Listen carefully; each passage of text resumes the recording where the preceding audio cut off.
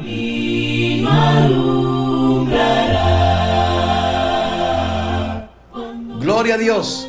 Llegamos a lo que todos estábamos esperando, el panel sobre el origen de la Biblia.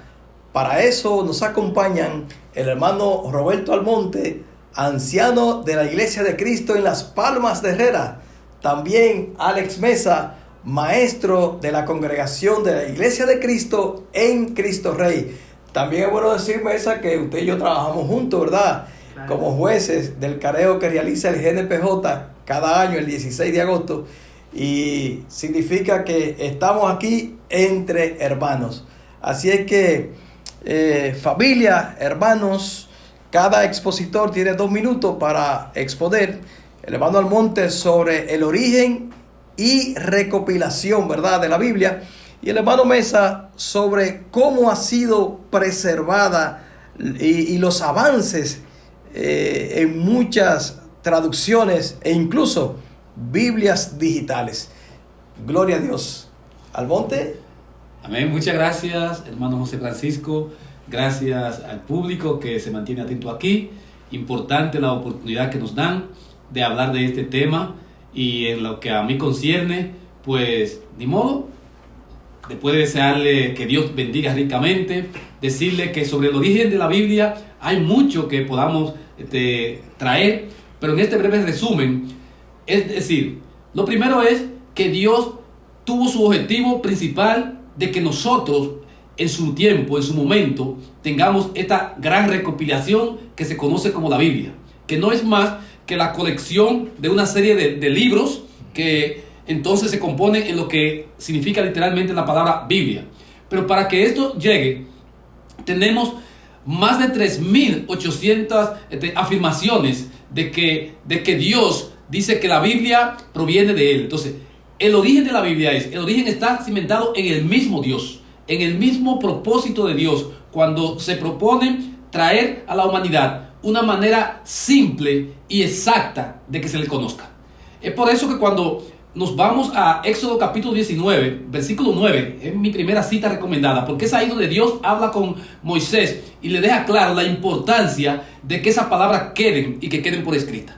Amén. Entonces, ahí tenemos cómo Dios se preocupa desde el inicio y precisamente, hablando del origen de la Biblia, debemos hablar el libro de Génesis, que su nombre, su traducción es origen. Es el libro que se encarga de hablarnos de los orígenes de toda la humanidad.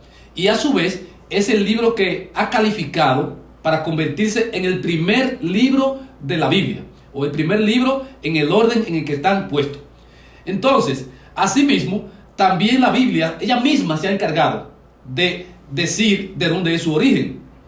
No solo en el Antiguo Testamento, sino que también en el Nuevo Testamento nosotros encontramos Segunda de Timoteo, capítulo 3, versículo 15, 16, 17, pero desde el 16, toda la escritura es inspirada por Dios.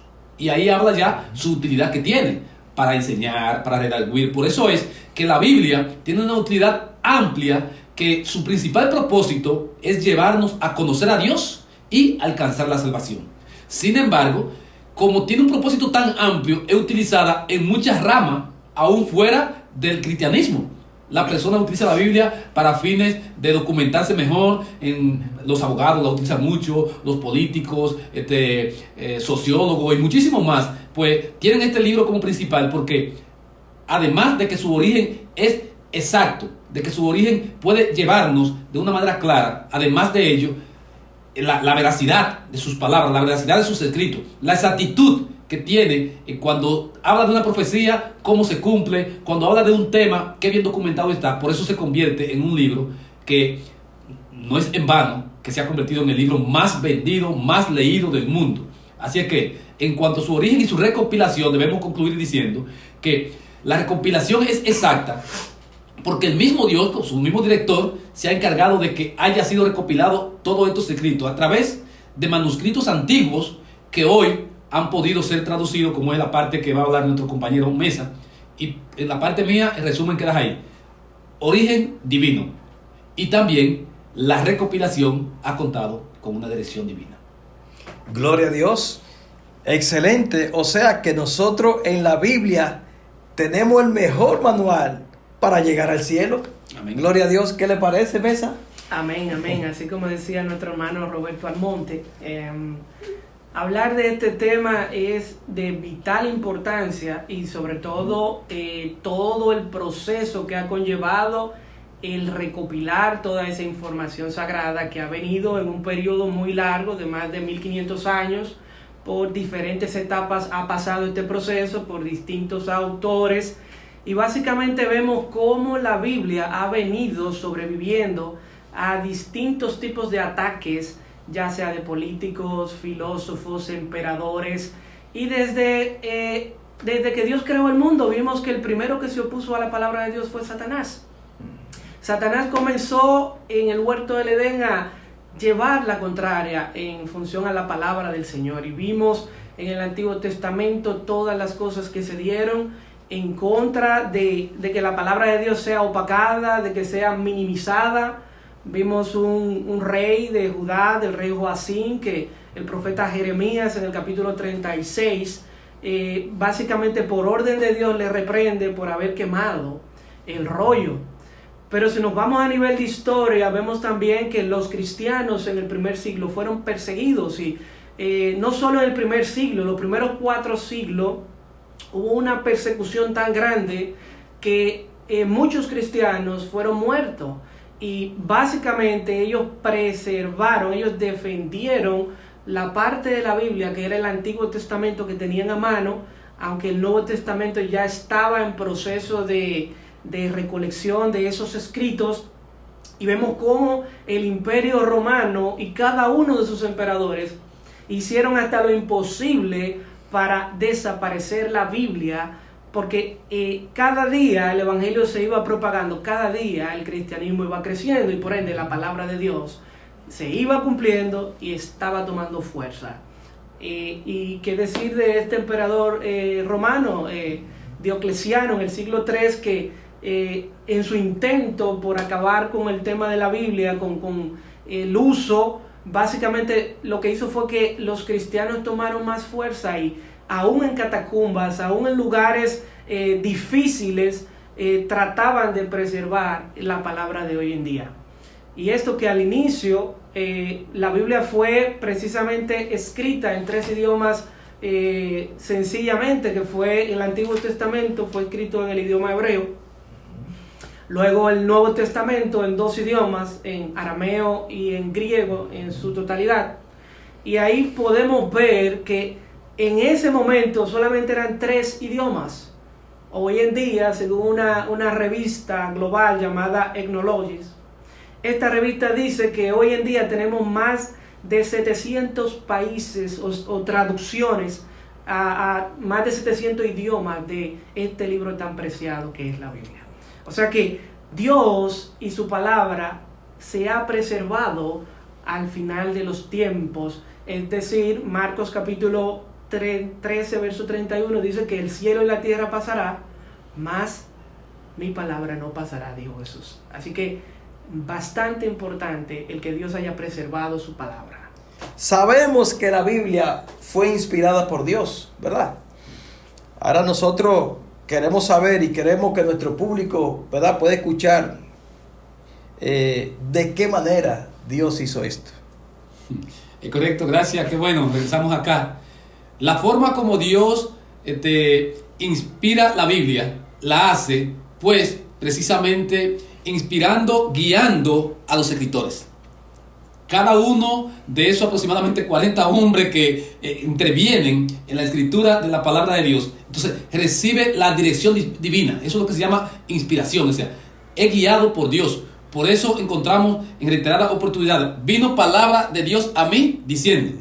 Entonces, esa de hecho era una de las características que se buscaba para que el libro se tenga como inspirado. Que la persona deje claro en sus escrituras que él no son palabras de él, sino que son palabras de Dios. Y eso vamos a encontrar muy repetido en la palabra de Dios. Pero me gusta mucho como lo dice Pedro en su segunda carta.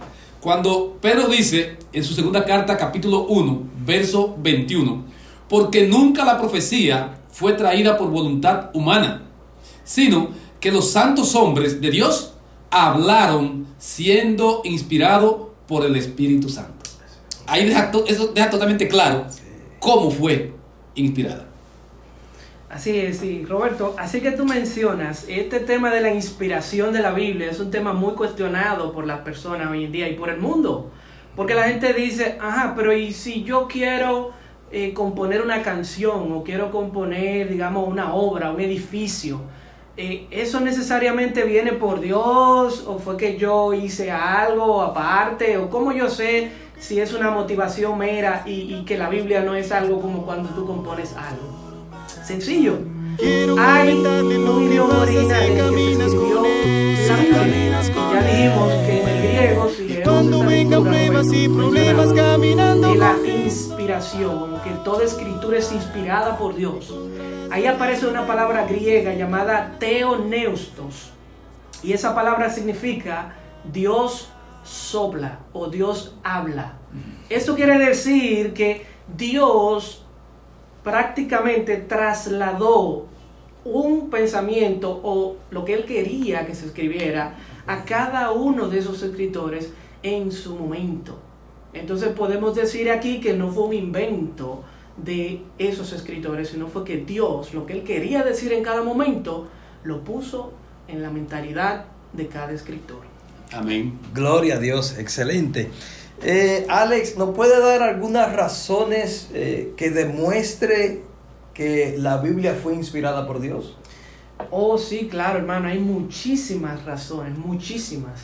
Básicamente, pese a que la Biblia tiene más de 3.000 años de que el primer manuscrito fue prácticamente escrito, podemos ver qué gran diversidad tenemos con la Biblia, cuántas áreas y ciencias abarca la Biblia, como por ejemplo psicología, teología, cultura, moral, ética, administración, aspectos jurídicos. O sea, la Biblia es un libro demasiado completo.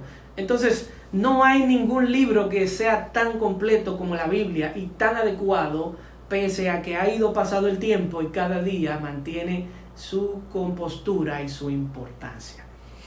Gloria Excelente, a Dios. Francisco, y así vemos, hermano Mesa. Fíjese que usted mismo en su intervención también daba en la anterior, una de esas razones que en su pregunta Francisco busca.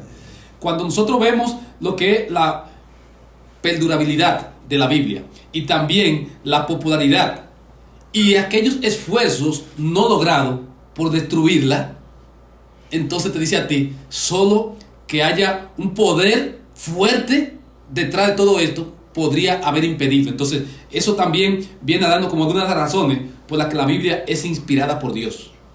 Me impresiona la tanta profecía que menciona el Antiguo Testamento. Me gustaría saber si ustedes pueden decir alguna, ¿verdad?, que hablen de Jesús, porque a esa profecía que nos referimos, que menciona el Antiguo Testamento, sobre el Señor Jesús. Es correcto, hermano. Todos quedamos impresionados en eso. En todo momento, cuando vemos una profecía que realmente luego vemos entonces su cumplimiento, particularmente a mí, son de las cosas que más me impresionan de la Biblia. Ver esa exactitud de cómo aquello fue dicho allá. Y, por ejemplo, dice que de linaje de la tribu de Judá. Cuando saber que nosotros encontramos en Mateo 1, cuando habla de la genealogía, en el versículo específicamente 1 al 3, que dice de la tribu de Judá. Pero ya eso estaba predicho en Génesis 49:10. O sea, ahí es donde yo me impresiono.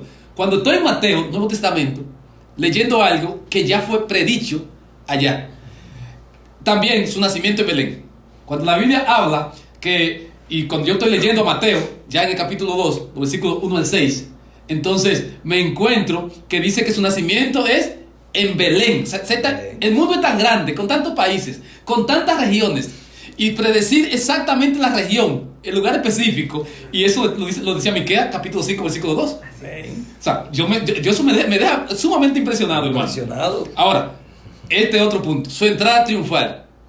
Tanta manera, el comportamiento de Cristo no era fácil de seguirlo, porque a veces la persona podía pensar que él iba a entrar como alguien muy grande, un rey, una situación, y de pronto predecir que la entrada triunfal de Cristo, como lo dice Mateo en el capítulo 21, versículo 1 al 9, nosotros nos damos cuenta cómo es su entrada triunfal.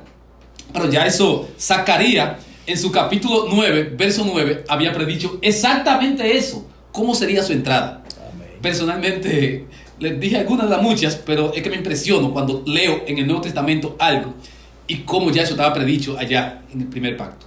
Amén. Y no solo eso, Roberto, como tú decías, no solamente el nacimiento y el lugar geográfico donde Cristo iba a nacer y las cosas que iba a hacer, también la Biblia registra desde el Antiguo Testamento qué le iba a ocurrir a Jesús, cómo iba a ser su muerte, cómo era ese proceso. Y vimos que fue vendido por 30 piezas de plata. Ese evento aparece en Zacarías capítulo 11, se cumple en Mateo capítulo 27. Pero también qué decir de cuando los soldados le burlan, los soldados básicamente se aprovechan de él y echan suerte con sus ropas, con sus vestidos. Y este evento, este acontecimiento, el salmista David en el capítulo 22 del libro de los Salmos lo especifica y dice que le quitaron la ropa y echaron suerte sobre ella. Entonces, ¿cuándo se cumple este evento? Bueno, en el Nuevo Testamento, en el libro de Juan, capítulo 19, verso 23.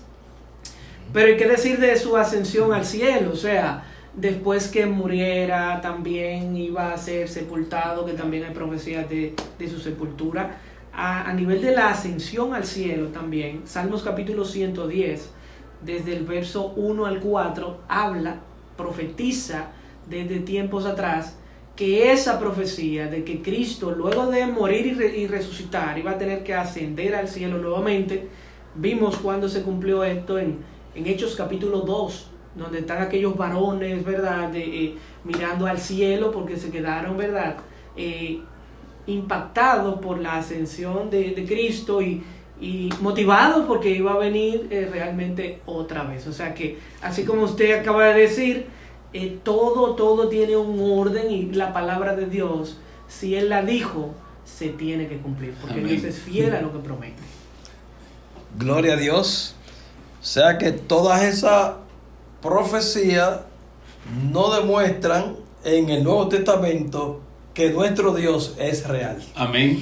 Vamos a la próxima pregunta, porque esto está muy interesante. Gloria a Dios. ¿En qué tiempo fue terminada la escritura de la Biblia? Si ustedes nos pueden decir algo de eso. ¿En qué tiempo más o menos? Sí, importante. La Biblia se vino escribiendo a través de los tiempos, porque antes de Cristo nosotros entendemos y podemos ver los diferentes escritos, por ejemplo, libros como el de Job, que es un libro de los más antiguos que tenemos. Pero a la pregunta es, ¿cuándo se termina ya de escribir? Es decir, ya usted se refiere a que ya tengamos completado los 66 libros como lo conocemos nosotros. O sea, lo que conocemos nosotros ya en la Biblia, los 39 del Nuevo Testamento y los restantes 27 del Nuevo. ¿Qué ocurre? Aquí nosotros nos damos cuenta que en el primer siglo de nuestra era cristiana, ya finales ya se empiezan a estar escribiendo esos últimos libros que son escritos en la Biblia, que son los que corresponden al Nuevo Testamento, los que están ya ubicados en el Nuevo Testamento. Ya para cada libro, de hecho, se van ubicando en diferentes épocas, cuáles libros fueron escritos hay una ubicación que ayuda mucho, y la destrucción del templo.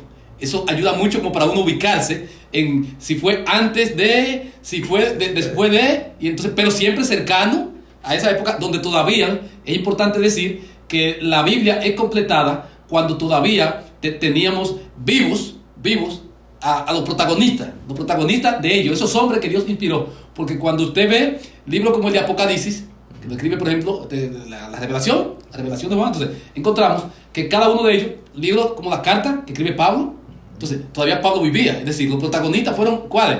Y es muy importante que se sepa eso. No hay revelación de los últimos días. No hay revelación de los últimos días para la Biblia. Las revelaciones son a más tardar en el primer siglo de nuestra era cristiana. Exacto. Amén. Así como tú dices, Roberto, hay algunas informaciones que andan básicamente los eruditos y exégetas de la Biblia tienen algunas fechas de la conclusión del último libro escrito en la Biblia, que fue el libro de Apocalipsis. Algunos entienden que fue escrito en el año 79 después de Cristo. y algunos entienden que fue entre el año 95 y 96. Pero algunos se apegan más a que fue en el año 79, o sea que fue en concordancia con lo que usted acaba de decir en el primer siglo, o sea que ya la Biblia fue cerrada o compilada, sus 66 libros, en el primer siglo. Exacto. Gloria a Dios, excelente. ¿Y quiénes hacen las traducciones de la Biblia? ¿Pueden decirnos algo de eso, Ale Almonte? Sí, importante, o sea, Sí. Recuérdese que la Biblia ya se dijo en los idiomas originales en los que fueron escritos. Entonces tenemos lo siguiente, no cualquiera puede hacer una traducción, al menos si se toma de los lenguajes originales. Hay traducciones que han sido tomadas, por ejemplo, ya de la Vulgata Latina, con que usted maneje el latín, usted pasa una traducción de latín al español o al idioma que usted lo vaya a llevar. Pero cuando se habla ya de esas traducciones, hay que hablar de eruditos antiguos que conocen el comportamiento, porque usted sabe que las lenguas son cambiantes, Sí. aún dentro del mismo griego o el arameo o el hebreo, cualquiera de los idiomas originales, palabras que se utilizaban que se utilizan en el día de hoy no son precisamente las que eran válidas en aquel entonces. Por eso no es simplemente que usted sepa griego para traducir algo de la parte que fue escrita en griego. Es necesario que usted conozca el griego antiguo, el griego de los tiempos de Jesús, el griego de los tiempos del primer siglo. El koiné, como se le dice. Ya, ¿verdad? exacto. El griego común. Claro, el griego común. Sí. Entonces, eso es importante. O sea, para usted traducir de una lengua, tiene que ubicarse en el tiempo en el que fue escrito. Por ejemplo, usted va a hacer una traducción del Lazarillo de Tormes, por decir un ejemplo, lo que sea, de cualquier obra literaria. Fíjese que ahí se utilizan palabras que hoy en día probablemente Ya no están en desuso. Ya están en desuso. Sí, Entonces, claro. alguien que maneje el idioma de ese momento me puede dar la traducción cuando él dijo tal o cual expresión. Amén. Y lo importante es que todo esto es con el objetivo de que no se pierda el sentido de la palabra. Amén. Porque una palabra en el idioma español puede significar cosas distintas aún en países de habla hispana, y por eso cada experto, cada erudito, básicamente en base a esa experiencia y a ese nivel de cuidado hace esa traducción, y también luego de la traducción hay revisiones para ver si hubo error de interpretación o si hubo error a nivel gramatical. Habían varios métodos, pero básicamente eso es lo elemental. Exacto, es muy importante ese detalle, porque lo primero es lo que es exacto, es la palabra de Dios que vino en su tiempo y en su idioma, ¿verdad que sí? Eso es lo que es exacto. No se sienta mal si a usted le dicen que una traducción en la que usted ha confiado por mucho tiempo, en una revisión, se encuentra que hubo algo que hacer. Por ejemplo, de lo que más común nosotros tenemos es la traducción de Casiodoro y la traducción de Reina, ¿verdad que sí? Que cuando se unen ambas, Casiodoro de Reina, o Reina Valera más bien, Reina Valera, en este caso lo que quería expresar. O sea, cuando tenemos la de Valera, que ambos eran de Reina y de Valera, eran de sus apellidos. Entonces, y ahí que viene esa traducción, la Reina Valera. Por decir un ejemplo, puedo mencionar una. Aún ellos mismos, aún a esas mismas traducciones, no di que otra traducción distinta, aún a esa misma se le hacen revisiones. ¿Cuál es una de las que más se utiliza, según mi experiencia? Es la traducción que tuvo la revisión en el año 1960. Pero esa no es la última revisión que se le hizo a esa Biblia. No. Entonces, si usted encuentra que en la revisión más actualizada hay algo que ha variado, no es porque había un error en la primera, elemental al punto, sino más bien que, como hemos dicho, primero fue llevado al idioma de este momento, que no es del año 60. Ya no hablamos con Angora, ya ahora sería ahora, ¿verdad que sí? Es la palabra que vale en este momento. Entonces, y si nos vamos a la de 1509 todavía, esa traducción, cuando usted la lee, usted se da cuenta y dice, pero dígame que es esto. Entonces, ese es mi llamado, que cuando veamos de una traducción actualizada, no vayamos a sentirnos mal, ni algún comentario que se haga cuando se diga que tal traducción no es la más sana de ese versículo, aunque haya sido de su Biblia. Sin embargo, por eso es que la recomendación es, siempre que se hable de un tema, manejarse con diferentes versiones. Porque, por ejemplo, como iglesia, nosotros tenemos una versión específica, que es el error que han cometido algunas iglesias, que han hecho sus propias traducciones. Y ese es un error total, porque las traducciones las hacen conforme a lo que ya ellos han creído. Y por eso hay versiones por ahí que responden a ciertas religiones, que es una copia de su creencia. No una copia de lo que Dios dijo, sino una copia de su creencia. O sea, que depende, Ale, entonces, eso que usted dice me lleva a entender que si no se tiene cierto cuidado se puede manipular el texto, ¿verdad? Claro que sí. Ok, entonces eso es bueno tomarlo en cuenta. Porque usted puede hacer la traducción de que quiera, pero no puede manipular la palabra de Dios. Exactamente. Gloria a Cristo. Entonces, vamos a tenerle una última pregunta en este hermosísimo panel y muy instructivo. ¿Cómo yo me doy cuenta, yo que estoy leyendo la Biblia, que ese texto que yo estoy leyendo, que fue inspirado de hace más de 3000 años, ¿verdad? Según tú dijiste, Ale. Si es el mismo, si está bien, si está exacto, ¿cómo yo me doy cuenta de eso? Mira, la palabra de Dios no envejece. Amén. Pese a que muchas personas hoy en día están diciendo que la Biblia hay que mandarla a guardar porque ya no aplica para esta cultura, para pleno siglo XXI, es realmente una idea errónea que tiene la sociedad del siglo en que vivimos por pensar que la Biblia no encaja en este tiempo. ¿Y qué decir de todas las lecciones que tiene la Biblia? ¿Qué decir de cuántas personas tienen más de una versión de la Biblia en su celular, en su teléfono, en su computadora? Y todo esto es evidencia de que más que ser una obra literaria perfecta, sigue teniendo demasiada importancia a nivel de educación, a nivel moral, a nivel de valores, porque todavía se cuestiona el hecho de que a nivel estatal, a nivel de escuela, se haya dejado de lado la Biblia cuando en un tiempo se hizo, y hemos visto cómo la sociedad ha ido en declive porque está quizá promocionando otras prácticas y ha dejado el sagrado libro de lado, cuando esta palabra del Señor, desde los tiempos antiguos, que ya hemos dicho de más de 3000 años, se ha mantenido intacta y ha encajado en cada una de las sociedades de manera idónea, siendo como un manual de guía, un manual de referencia para las leyes, para la ética, para la cultura, valga la redundancia. Aparte de eso, podemos hablar de las evidencias tangibles que hay. En el siglo pasado, en las cuevas del Qumran en Israel, mal muertos, se encontraron unos rollos que evidencian que no fue un invento del pleno siglo XXI ni de nuestra cultura el que nos hayamos inventado esta Biblia para manipular personas, nada de eso. La palabra de Dios fue escrita tal cual lo hemos dicho, y están saliendo cada día evidencias y hallazgos que están en museos, por ejemplo en Londres, los manuscritos de sinaítico, alejandrino, Vaticano, Roma. O sea, todo esto dice que la palabra de Dios es veraz y que no es un cuento de los cristianos del siglo XXI. Exacto, Francisco, y el público que está aquí, que nos ve, importante, ya siendo esta la última pregunta, como usted la ha marcado, por asunto de tiempo, sé que el tema es interesantísimo, pero no queremos despedirnos sin antes decir que usted, que Dios le da la oportunidad de tener en su mano la sagrada palabra de Dios, sepa que usted está teniendo la mejor guía, porque este libro es superior a cualquier otro libro en todo el sentido de la palabra.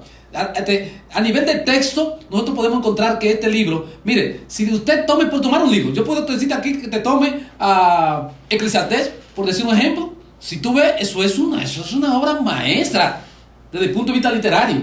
Pero si tú te tomas, vamos a poner el último libro, háblate de la revelación. Cuando tú tomas ese libro tiene todos los detalles que se puede encontrar en un libro, el prólogo, introducción, cómo empieza Juan, el detalle, y desde el punto de vista, visto nada más el libro de Revelaciones o Apocalipsis, visto nada más ese libro puede superarte a cualquiera de las obras recientes, por decirlo así, la serie de Tormen u otras más, Quijote de la Mancha, qué sé yo, cualquier cosa que usted pueda imaginarse, que han hecho grandes aportes a la lengua, y cómo la Biblia también hace un aporte a las diferentes lenguas, como para el inglés, si la traducción Jane que se usa del inglés, ¿cuánto le ha aportado al idioma? ¿Cuánto le ha aportado al idioma español la traducción o las traducciones que se han hecho a partir de la Vulgata Latina? Es decir, ese libro es superior en el texto y en su enfoque a cualquier otro libro jamás creado. Amén. Excelente, gloria a Dios. Amén. Le voy a tomar su Biblia, hermano Almonte. Amén. Gloria a Dios. Miren, hermanos, amigos, ustedes tienen un libro inspirado por Dios que nos llama a la paz, al amor, a la buena convivencia, a la moral, a la sanidad, a la santidad, pero sobre todo nos lleva al cielo, a vivir con Dios eternamente y para siempre. Gracias, hermano Roberto Almonte, anciano de la Iglesia de Cristo en Las Palmas de Herrera. Y gracias al amado hermano Alex Mesa, ¿verdad? Maestro de la congregación de la Iglesia de Cristo en Cristo Rey. Excelente exposición, excelente panel. Y les exhortamos a todos que sigan conectados sobre todo a Jesucristo. Que Dios le bendiga. Un día mi Señor salía de Jericó